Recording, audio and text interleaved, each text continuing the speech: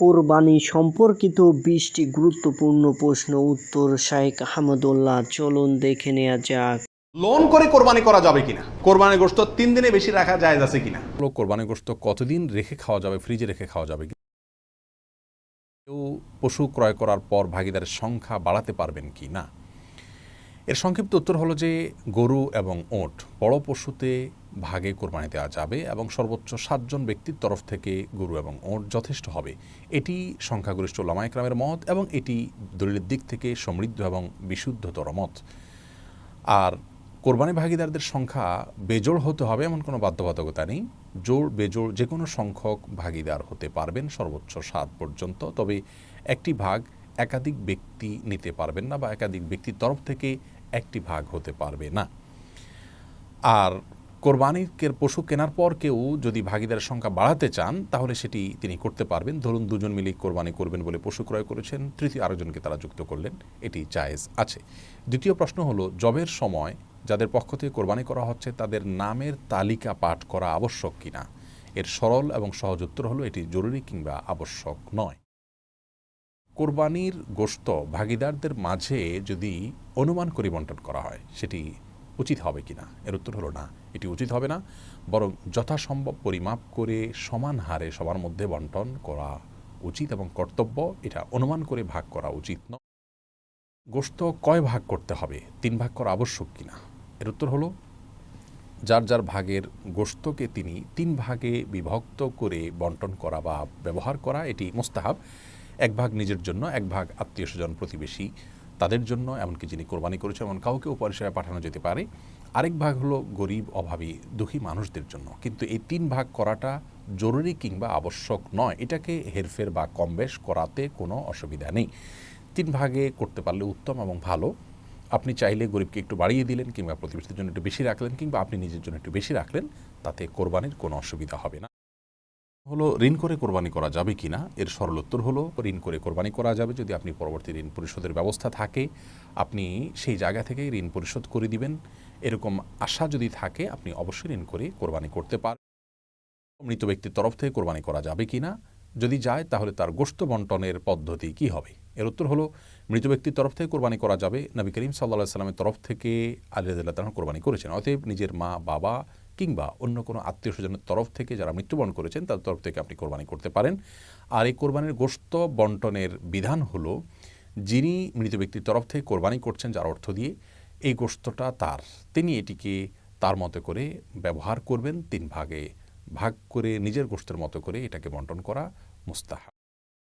কোরবানি পশু নিস্তেজ হওয়ার আগেই অনেকে চামড়া ছেলা শুরু করেন, রক কাটা শুরু করেন, এটি জায়েজ আছে কিনা? এর উত্তর হলো এটি সম্পূর্ণ গুনাহের কথা। এমনকি জবের পর সময় কসাইরা চাকু দিয়ে খোঁচাতে থাকেন, এর ফলে কোরবানির পশু স্বাভাবিক মৃত্যু না হয়ে অস্বাভাবিক মৃত্যু হতে পারে, যার ফলে পশু খাওয়া পর্যন্ত হারাম হয়ে যেতে পারে। এই জন্য চাকু দিয়ে জবের পরে খোঁচানো উচিত নয় এবং নিস্তেজ হওয়ার আগে চামড়া ছেলা কিংবা রড কাটা সম্পূর্ণভাবে না জায়েজ কাজ। সহিহ মুসলিম হাদিসে আসছে পশুর প্রতি অমানবিক না হওয়া প্রয়োজন ছাড়া, সেজন্য এটি করা যাবে না।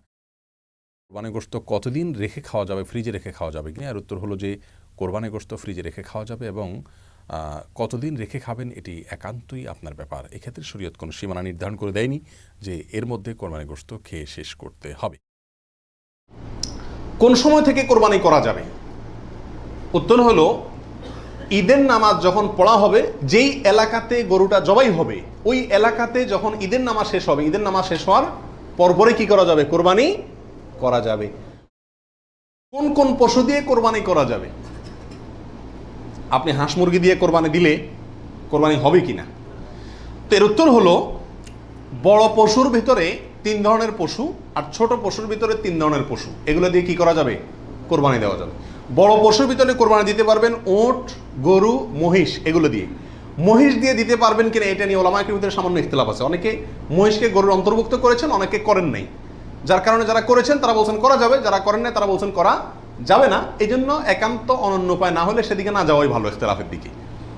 আর ছোট পশুর ভিতরে 3টা, দুম্বা, ছাগল এবং ভেড়া, এগুলো দিয়ে কি করা যাবে? কোরবানি করা যাবে। কত বছর বয়স হলে আপনি সেই পশু দিয়ে কি করতে পারবেন? কোরবানি দিতে পারবেন। এর উত্তর হলো পশু যদি হয় সবচেয়ে বড় পশু অর্থাৎ ওট, তাহলে সেক্ষেত্রে সেটার বয়স হতে হবে কমপক্ষে 5 বছর। কত বছর? 5 বছরের নিচে যদি ওটার বয়স থাকে ওইটা এমনি জবাই করতে খেতে পারবেন, কিন্তু কোরবানি হিসাবে কি করতে পারবেন না, জবাই করলে ওটা কোরবানি আদায় হবে না। গরু যদি হয় তাহলে সেক্ষেত্রে তার বয়স হইতে হবে কমপক্ষে 2 বছর। আর ছাগল, দুম্বা, ভেড়া এগুলো যদি হয় তাহলে তার বয়স হইতে হবে কমপক্ষে 1। ত্রুটিযুক্ত পশু দিয়া কোরবানি দিলে কি কোরবানি হবে? ত্রুটিযুক্ত পশু, একটা পশুর ভিতরে কোনো দোষ আছে, ত্রুটি আছে, সমস্যা আছে, রোগবালাই আছে, ওইটা এমনি জবাই করে খাইতে পারবেন, কিন্তু কোরবানি দিলে কোরবানি হবে কি না? এর উত্তর হলো কিছু কিছু ত্রুটি আছে, যেই ত্রুটিগুলো থাকলে পশু কোরবানি করলে ওই কোরবানি যথেষ্ট হবে না। আর কিছু কিছু ত্রুটি আছে যেগুলো থাকলেও কি দেওয়া যাবে, ওই ত্রুটি সহকারে কোরবানি দিলে কোরবানি হয়ে যাবে। কোন ত্রুটিতে আপনার কোরবানি দিলে কোরবানি হবে না? একটা হলো ল্যাংড়া হওয়া, এমন ল্যাংড়া যে ল্যাংড়ার কারণে সে পশুর পালের সাথে চললে পিছায় যায়, তাদের সাথে তাল মিলায় ধরে রাখতে পারে না, অথবা জবাই করার জায়গা পর্যন্ত হেঁটে যাওয়ার ক্ষমতা নেই, তাকে ঠেলা নিয়ে যেতে হয়, ছেঁচড়ায় নিয়ে যেতে হয়, শক্তি নেই পায়ে, 1 পা হোক 2 পা হোক, এরকম ল্যাংড়া খোঁড়া যদি হয় তাহলে ওইটা দিয়ে কোরবানি দিলে কি হবে না, যথেষ্ট হবে না, হাদিসে সুস্পষ্টভাবে নিষেধ করা আছে। কোরবানির পশু কেনার পরে এবং জবাই করার পরে পশুর সঙ্গে সেলফি তুলে এটা ফেসবুকে দেওয়া যাবে কিনা, সামাজিক যোগাযোগের মাধ্যমে প্রচার করা যাবে কিনা, ইসলামের দৃষ্টিতে এর ভিতরে কোনো এ ব্যাপারে কোনো বাধা আছে কিনা? এর উত্তর হলো কোরবানির পশু কেনার পরে অথবা জবাই করার পরে ওই পশুর সাথে সেলফি দেওয়া, সেলফিটাই তো অনেকের মতে এটা একটা মানসিক রোগে পরিণত হয়েছে। আর এই গরুকে কেনার পরে, ছাগল কেনার পরে তার সঙ্গে ছবি তুলে, সেলফি তুলে ওইটা ফেসবুকে বা সামাজিক যোগাযোগের মাধ্যমে প্রচার করা, এটা ইসলামের শরিয়ার দৃষ্টিতে খুবই গর্হিত এবং নিন্দনীয় একটি কাজ। বিশেষ করে এই জন্য যে প্রথমত বিনা প্রয়োজনে ছবিটা তোলা হচ্ছে, দ্বিতীয়ত হলো এর মাধ্যমে নিজে কি কোরবানি দিচ্ছে এটাকে কি করা হচ্ছে, জাহির করা হচ্ছে, প্রচার করা হচ্ছে। বাহবা কি আল্লাহর কাছ থেকে নিতে চান না মানুষের কাছ থেকে নিতে চান? আল্লাহর কাছ থেকে যদি নিতে চান তাহলে ওইটাকে প্রচার করে মানুষের কাছে লাইক কমেন্ট পাইলেন, সেই আশায় এটাকে আপনার লাইক কমেন্টের ব্যবসায়, বিজনেসের পুঁজি হিসাবে খাটাইলেন। আল্লাহর কাছে তার বিনিময় পাওয়ার আশা করা বড় কঠিন।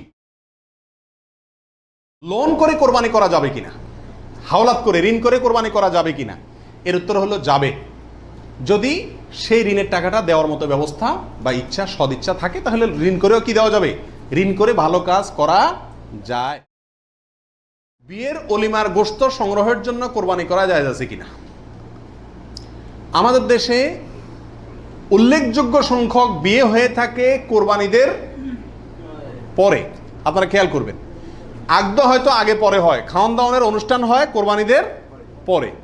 আল্লাহ মাফ করুক, কোরবানির সময় তো গরু একটা এমনি জবাই করা লাগে, তো ওই সময় যদি অলিমার অনুষ্ঠানটা বা বৌভাতের অনুষ্ঠানটা করা যায় তাহলে তো ওই গোশত দিয়েই সারা যায়, গোশতের টাকাটা বেঁচে যায়।